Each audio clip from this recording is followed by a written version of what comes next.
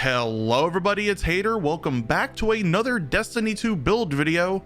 And last week I put up a poll in my community page asking you guys what kind of format you would want for my GM build videos. By an overwhelming 80% amount of votes, you guys wanted 3 videos, 1 per each class a week for each GM Nightfall that comes out. So that is exactly what we're going to be doing in today's video by kicking it off with my Warlock builds for the GM Glassway Nightfall. With it, we're going to be going over 2 different builds, one for support and then one for raw damage, so that you guys can get your clear for Conqueror or farm out the Silicon Neuroma this week. Either way, if you guys are into this kind of thing, give the video a like. Let me know down in the comments if you cleared the Glassway Nightfall after watching this video, and consider subscribing to the channel. It really helps out.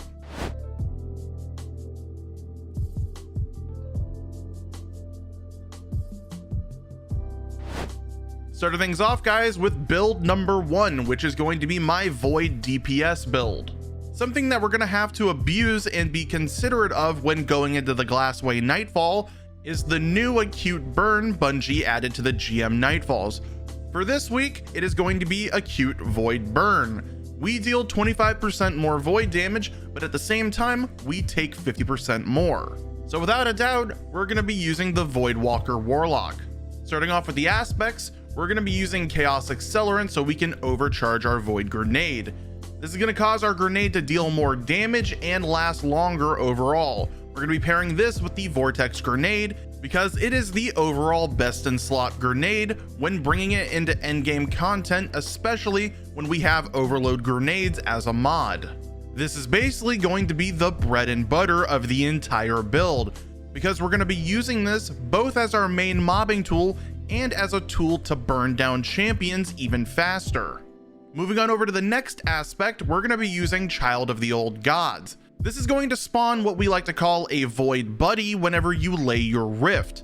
This is then going to be sent out to enemies when you attack them, dealing damage, applying a 15% damage debuff, and then refunding that damage dealt back to us as either health or ability energy depending on what kind of Rift we're running. Now, I really enjoy running this aspect in this GM because of the shanks. More specifically, the shanks that are in the drainage area. Because once you're draining the Vex milk around the room in stages, you can send out that Void Buddy to the shanks or even the Vandals from afar and make you and your team's whole life a lot easier. Before we move on over to the Fragments, something you might be wondering is why am I not using Feed the Void or even Echo of Starvation?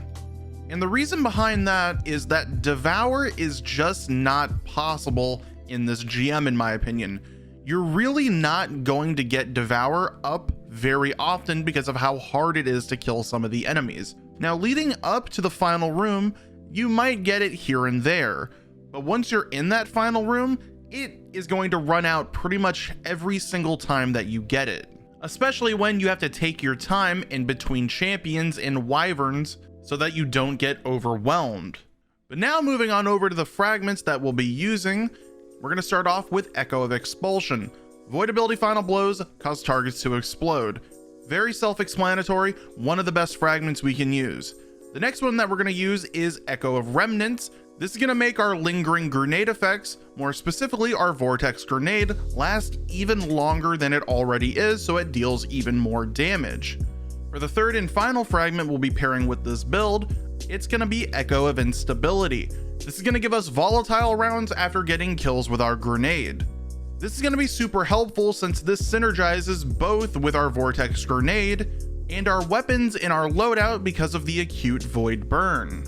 This also solves one of the issues we have with volatile flow in a GM scenario, because we're not always going to be able to run over our elemental well when it just drops into a horde of enemies. So having an extra source to create those volatile rounds is super helpful. Something else you might notice is that I'm not using Echo of Undermining. The reason for that is because when we're running this GM, somebody is going to be running Divinity. No matter what, someone in your fire team is going to have that weapon. It's going to make your life 1,000 times easier in that final room. And the reason for that is we can't use Echo of Undermining because the weaken effect from our grenades will turn off divinity, making us deal only 15% more damage instead of 30. Now that we've gone over all of the aspects and fragments we'll be using in this build, let's move quickly on over to the armor and talk about the exotics and the mods we'll be pairing with build number 1. And when it comes to exotics, there are going to be two options to pair with this build depending on your type of playstyle. Because we're using void weapons in our build, if you want to specifically focus on gaining energy to all of your abilities, you can use the Nezarec Sin, so void kills will give you ability energy to all of your abilities via abyssal extractors. Or you can specifically focus your grenade energy by gaining grenade energy back by hitting enemies with your overcharged grenade with the Controverse Hold. Both of these exotics are pretty much going to get the same end result, it just depends on what you like. For the mods, however, they're going to be staying the same no matter what exotic you pair with this build. Starting off with the helmet, the main mod we're going to be using is Volatile Flow. Picking up a Void Elemental Well is going to give your void weapons volatile rounds, making enemies explode every time you shoot them. Easily the best mod that we have in the entire season and makes mobbing a breeze.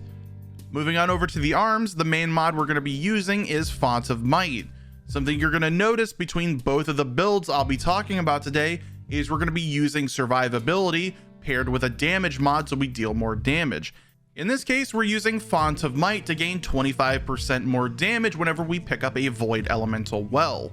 This is going to make mobbing even easier than it already is and help us out a lot when we're DPSing to get to the final room. Next up though is going to be your champion mods, and I'm also using a bolstering detonation to give me class ability energy whenever I deal damage with a grenade. Moving on over to the chest piece, this is going to be one of the armor pieces that you're going to want to have void, because we're going to at least have to have one void resistance mod in this build because of the 50% void damage we take while doing it. But as for the main mod we'll be using in this slot, it's going to be Well of Tenacity, so we take 50% reduced damage every time we pick up our Void Elemental Well also. Easily one of the staple mods of this season, and you can't go wrong with it. As for the other mod, I'm using Thermoshock Plating so that I take 25% reduced damage from Arc and Solar. This is going to be really important because it helps you survive the Vandal snipers leading up to the final room. Moving on over to the boots, this is the other armor piece that you're going to want to have void because we're using the mod Reaping Wellmaker. This is going to be the main way we're creating that Void Elemental Well so that we get Font of Might, Well of Tenacity, and Volatile Flow to proc all together. Pretty self-explanatory, really not much else to it. Moving on over to the final piece of armor though, it's going to be the Bond. In it, we're going to be using the other way that we can create that Void Elemental Well, Elemental Ordnance. This is going to create a Void Elemental Well every time we get a kill with our grenade. And because of the exotics we're using in the build, we're going to have our grenade quite often. Next to it though, we're using Overload Grenades, as I mentioned earlier in the aspects and fragments. This is going to make our Vortex Grenade a very useful tool when we're fighting Overload champions, because when we throw it on an Overload champion, it's going to overload them and help us burn them down even faster. Then for the final mod that I'm pairing with this, it's just a bomber, nothing else really to it. If you do want to get a little creative, you could use Loosened Finisher here too to create heavy ammo.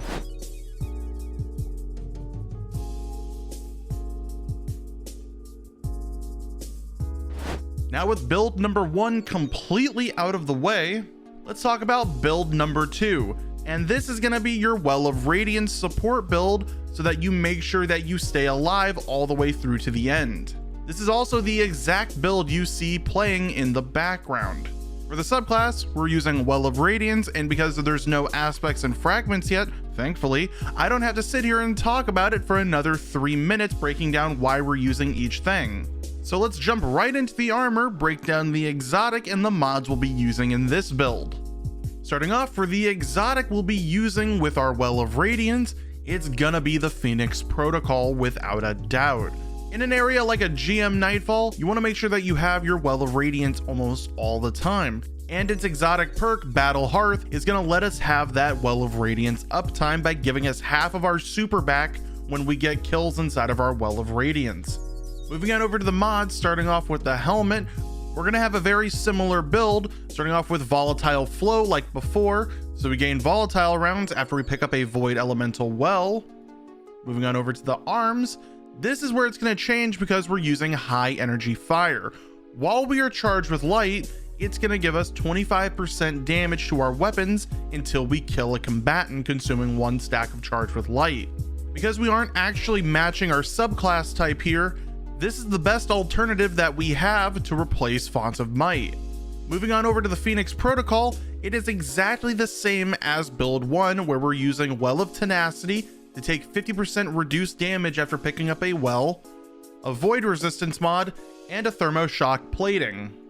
Moving on over to the boots, they're also the exact same thing as the first build, using Reaping Wellmaker to get a Void Elemental Well after we use our class ability, but we're shaking up the extra mods with different scavengers.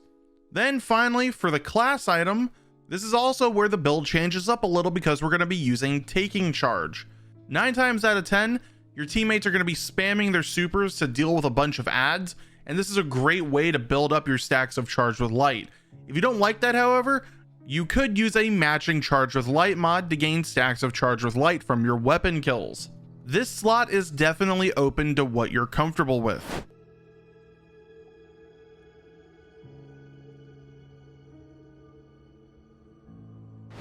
And now for the fun part.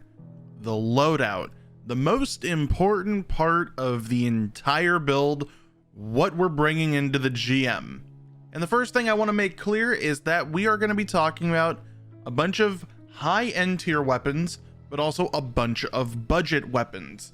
Not all of the weapons are going to involve you to climb Mount Everest to get, I promise. We're also going to be going over my favorite weapon loadouts that I ran in the GM itself. And the first one works out really well because we're already on my Well of Radiance build. It's going to be in the kinetic slot, the Night Watch that you earn from Shah Han from the New Light campaign. Funny enough, the very first legendary weapon for most cases for a lot of people is one of the best ones in the entire game to bring, and that is the curated Night Watch with Overflow Explosive Payload. With Anti-Barrier Scout Rifle being a very prominent mod this season, why not use probably one of the best scout rifles in the game with it? I would even call this one of the best budget scout rifles you can earn in the game. But in the energy slot, this is what I used in the background, was Divinity. Very self-explanatory. Divinity, it's going to create a crit spot on enemies and overload champions, giving everyone in your fire team 30% more damage towards that enemy. This is going to be a staple weapon that I strongly recommend you bring into your fire team if you're planning to do this GM.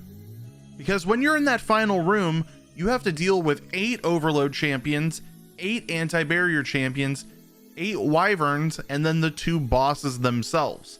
With Divinity, it will most likely make them a breeze. Then for the heavy weapon, this is where it gets interesting, because this could be a few things.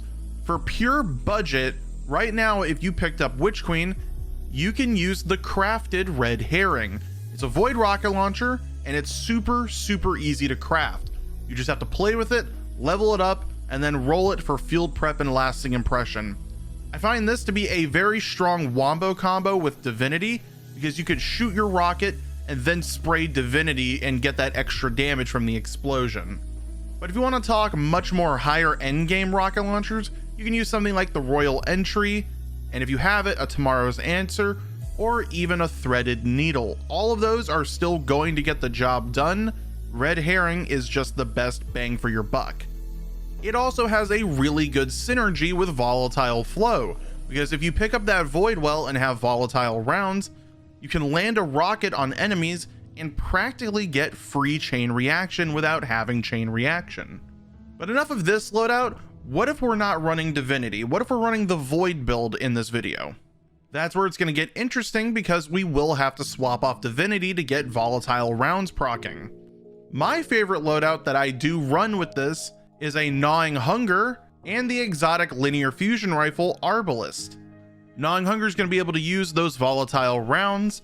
Arbalist is going to disrupt anti-barrier champions and break through every shield type in the entire game, making it a very lethal wombo combo. But you could also get a little creative with this slot and change out for, let's say, if someone's using Divinity on your team, You can put on Izanagi's Burden, and if you don't have a Gnawing Hunger or a Funnel Web, for example, you can also craft the Pointed Inquiry Scout Rifle with Genesis Adaptive Munitions at level 1 for a much nicer budget build. Another way to make Divinity work when using the Void build is to use either a Last Breath or Escape Velocity with Osmosis on them, so that when you throw your grenade, you'll turn the weapons void. Pretty much all of the weapons that I have in my inventory that I'm showing you guys now are all options you can bring into this GM. I'm just trying to help guide you into a better direction when crafting your loadout. Either way though, that is going to be the build for today's video. If you guys have any questions about the Grandmaster Nightfall Glassway or anything about the builds, please leave them down in the comments. I really enjoy answering all of your guys' questions. This took a long time to put together because of all the information I needed about the GM, but I hope you all enjoyed the video. I'm going to catch you guys in the next one. Bye bye.